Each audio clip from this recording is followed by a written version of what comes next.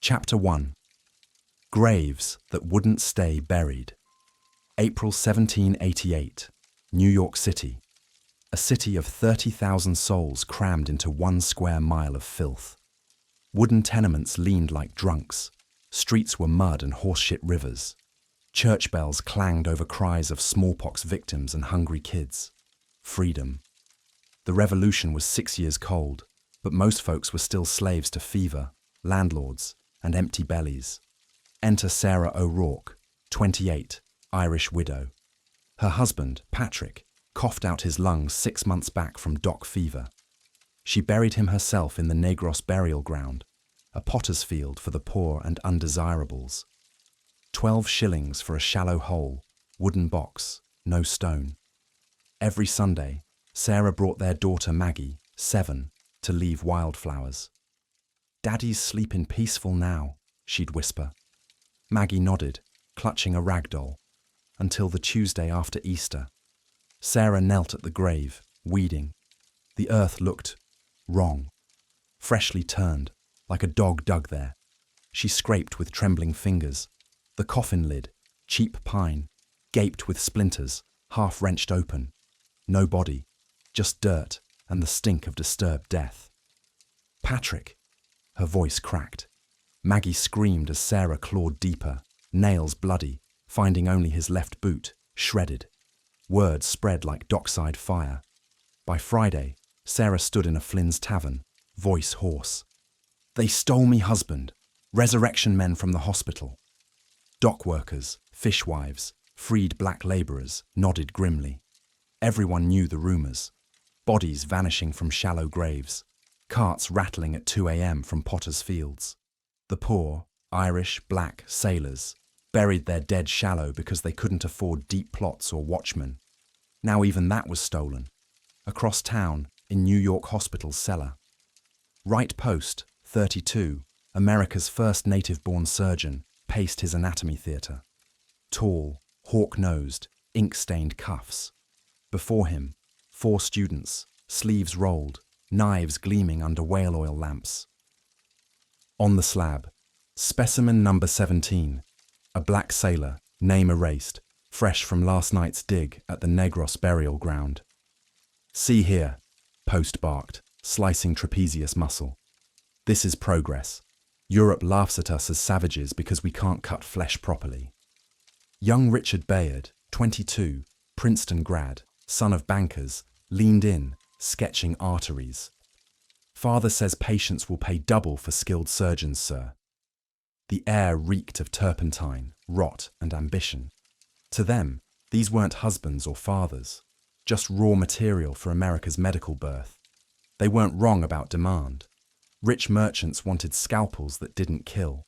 The city swelled with yellow fever threats. Post's lectures drew donors, provided he delivered results. Bodies were the bottleneck.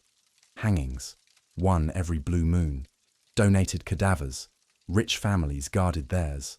Solution, the poor's graves. Quick raids by hired resurrectionists. Labourers paid in gin. Business as usual since '83.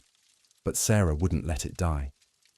That Saturday, she marched to the hospital gates with 20 neighbours, mostly women. "Give us Patrick back."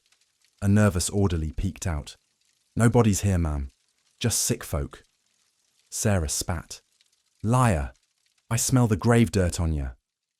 By nightfall, whispers hit the docks. Doctors boiling Irish stew from stolen corpses. Meanwhile, young Bayard slipped out for air. Behind the hospital, in a yard littered with bone scraps, he spotted kids peering over the fence. Ghetto urchins, ragged. Grinning stupidly, nerves from last night's dig, he dangled a specimen jar. Inside, a woman's hand, pale, fingers curled like claws. "Look what we found," he called, thrusting it toward the fence. A little girl's eyes locked on it. Her mother's hand, cut off at the wrist. The scream shattered the dusk. It wasn't just a cry. It was the spark. By dawn, Sarah O'Rourke's grief had a face. And New York City's simmering rage found its match, a severed hand waving from hell's window. The fault line cracked wide. Blood was coming. Chapter 2. The hand that lit the fuse. April 13th, 1788, 4:17 p.m. Behind New York Hospital, the air hung thick with coal smoke and rotten fish from the East River. Little Eliza Hopkins, 9 years old, freckle-faced daughter of a fishmonger, chased her brother Tommy through a vacant lot. Ragged shoes slapped mud. They'd heard the widow O'Rourke's tale of the stolen husband. Everyone had. "Mum says doctors eat the dead." Tommy giggled, 6 and fearless. Then they saw it. Richard Bayard, still buzzing from Post's lecture, stepped into the yard for a smoke. His apron hung stiff with dried fluids. In his left hand, the specimen jar, swiped from the slab as a curiosity. Inside floated a woman's hand, severed clean at the wrist, skin puckered white from preserving spirits. Seeing the kids at the fence, Bayard grinned like a fool. Princeton polish forgotten, he thrust it high. "Hey, you lot! Found treasure in the river mud. Wanna see?" Eliza froze. The hand pressed against glass, fingers splayed, wedding band glinting dull. Her mother's band. Mary Hopkins, dead 3 weeks from childbirth fever, buried in a pauper's grave. Eliza's scream ripped the air like musket fire. "Mummy! That's me, Mummy's hand!" Tommy bolted, hollering. Bayard blinked, jar dropping to shatter on brick. The hand flopped free, pale and accusing. "Wait! No! It's not—" But the children were gone, feet pounding toward Broadway. Word detonated like gunpowder. By 5 p.m., Eliza clung to Sarah O'Rourke in Flynn's tavern, sobbing. Sarah's eyes blazed. "By Jesus and all the saints, it's true. The butchers cut up the living soon as the dead." Fishwives banged tankards. Black labourers from the docks crowded in. Many had kin vanished from graves. "They stole my boy's ma last month," growled Josiah Freeman, ex-slave turned carter. "Shallow dirt at the Negro burying ground. Now I know where she went." The tavern emptied into the street. Sarah led, Maggie trailing with a stick. Eliza's father, red-bearded Jim Hopkins, joined with a cobbler's hammer. Word flew. "Doctor's got the girl's ma's hand. In jars. Boiling flesh for supper." By Pearl Street, 200 souls marched. Dock rats, maids, freedmen, Irish labourers. Kids ran ahead, yelling. Windows flew open. Men grabbed coats. New York's underbelly woke, hungry for blood. Inside the hospital, panic flickered. Right Post slammed his lancet down as the orderly burst in. "Sir, mob outside, saying we got a child's mother's hand." Post, hawk-nosed and steady, snorted. "Superstitious pigs. Tell Alderman Clinton we're healing their sick, not eating 'em." But Richard Bayard went white as his specimen. "It was me, sir. The kids saw the jar. I showed it off." Post's eyes narrowed. "You fool. Lock the doors. Barricade the dissecting room." Students scrambled, knives hidden in drawers, slabs draped with sheets. Bodies from last night's haul, 2 fresh, 1 rotting, shoved into a cellar pit. Turpentine fumes choked the air as they scrubbed bloodstains. But the stench lingered. Outside, the crowd swelled to 1,000. Sarah O'Rourke climbed a rain barrel. "They stole Patrick. They took Mary Hopkins. How many of yours are in their pots?" roars answered. Cobbles flew. A window shattered. 6:45 p.m. The mayor's residence. Mayor James Duane paced silk rugs, sweating through his waistcoat. 4,000 now? Christ, they'll burn the city. Messenger boys panted reports. Mob prying at hospital gates with crowbars. Women hurling bricks through second-floor glass. Aldermen split.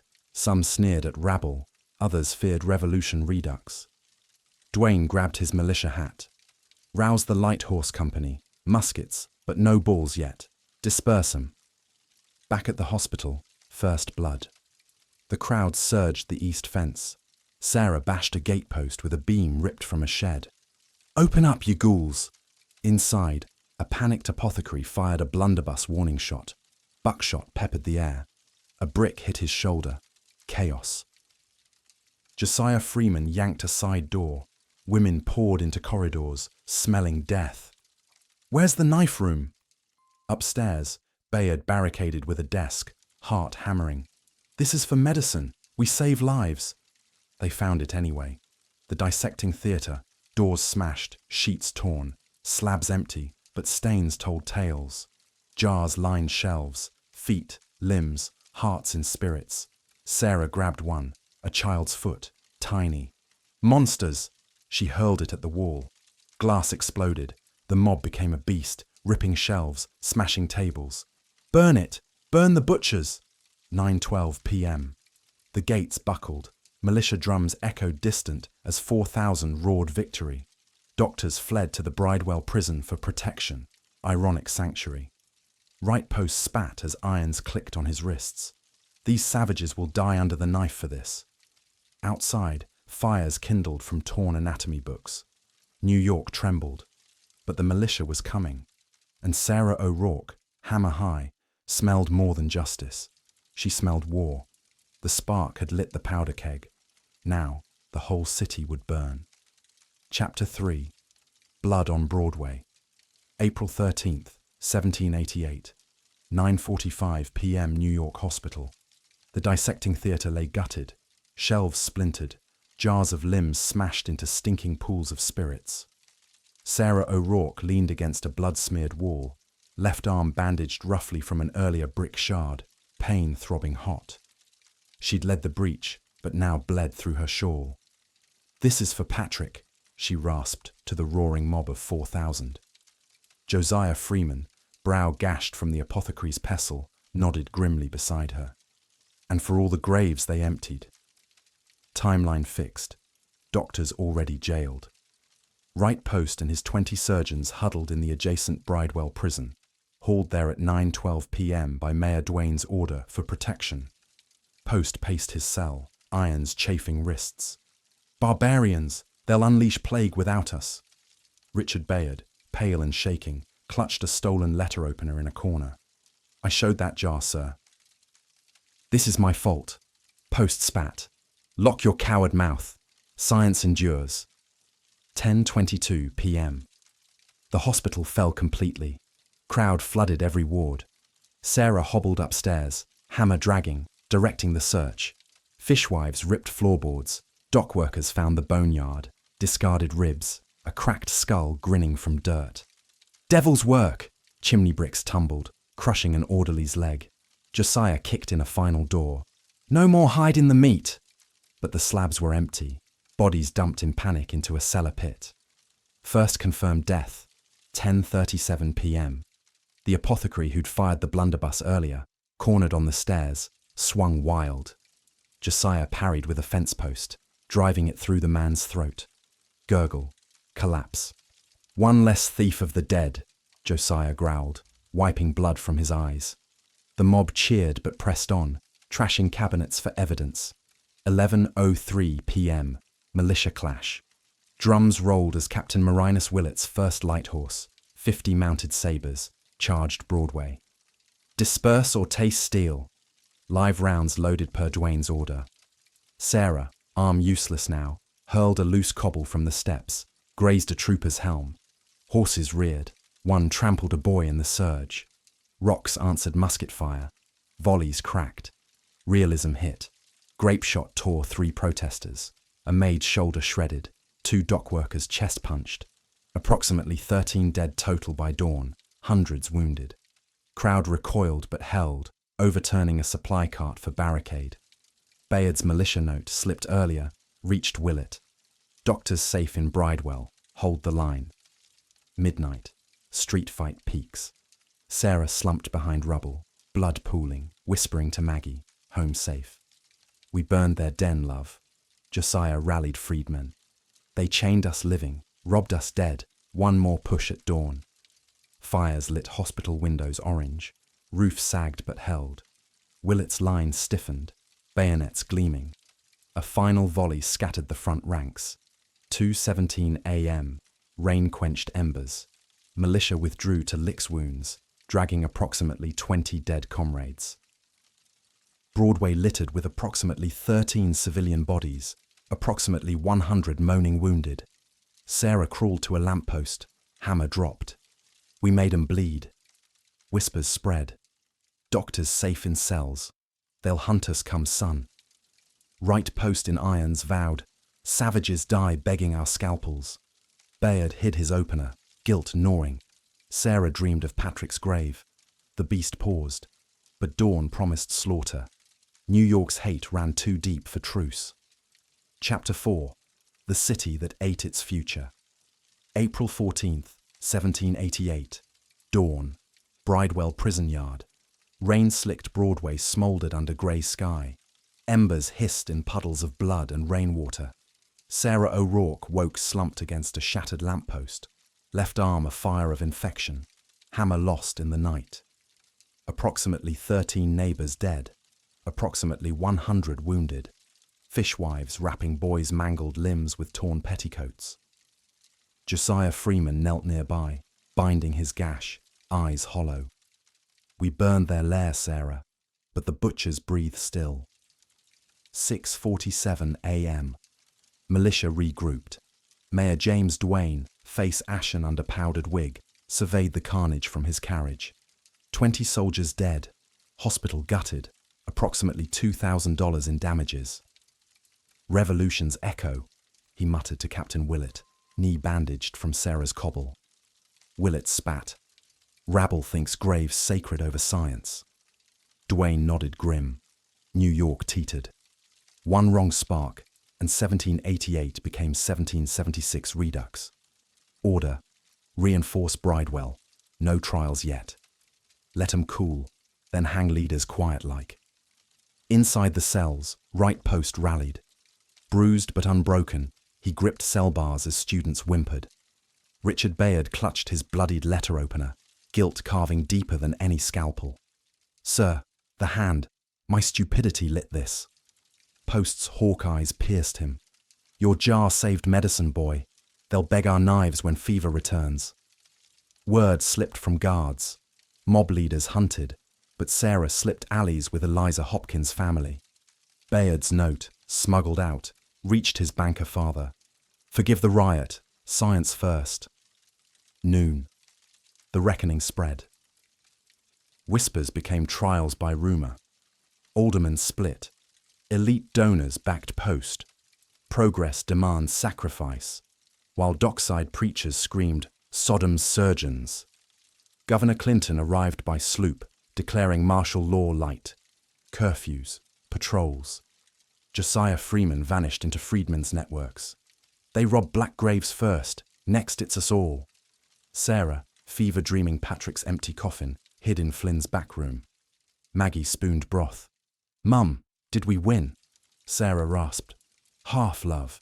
They fear us now. The aftermath reshaped America. New York hospital rebuilt. Slow, scarred. Post resumed lectures, but with guards at night digs. States panicked. Pennsylvania, Maryland rushed anatomy acts by 1790, legal poorhouse bodies for science, ending random snatching. No more Sarah O'Rourke's clawing empty graves, but Price, medicine professionalized on the poor's backs. Rich got scalpels that saved lives. Poor got laws trading shallow plots for greater good. Fates diverged. Wright Post died 1818, lauded father of American surgery. His scalpel cut yellow fever survival in half. Richard Bayard inherited Banks, never practiced, haunted by the jar's glint. Sarah O'Rourke survived infection, vanished to Philadelphia by 1790. Rumors said remarried, but graves stayed sacred to her. Josiah Freeman led quiet resistance. His son's 1804 grave undisturbed, first under new laws. Eliza Hopkins grew mute, the Hand's wedding band buried with her dolls. New York healed crooked. Broadway repaved over bloodstains. Hospital rose grander by 1791. Bricks from the rubble. No plaques for the 13 dead, nameless as stolen bodies. Leavenworth Gazette, later NYC papers, called it Doctors Riot, mob madness quelled. Science won, graves lost marginally. But whispers lingered. Walk hospital grounds at dusk, hear Irish laments or chains rattling cellars. 1788 proved the young republic's fault line. Progress devoured superstition, but fed on the poor's fear. Sarah's hammer blow echoed in every anatomy act. Post's lancet carved America's medical dawn. Bayard's guilt? A rich man's ghost. The dead stayed buried mostly, but some graves remember. Listen close on rainy dawns, you'll hear the jars clinking. New York never fully forgave, nor forgot.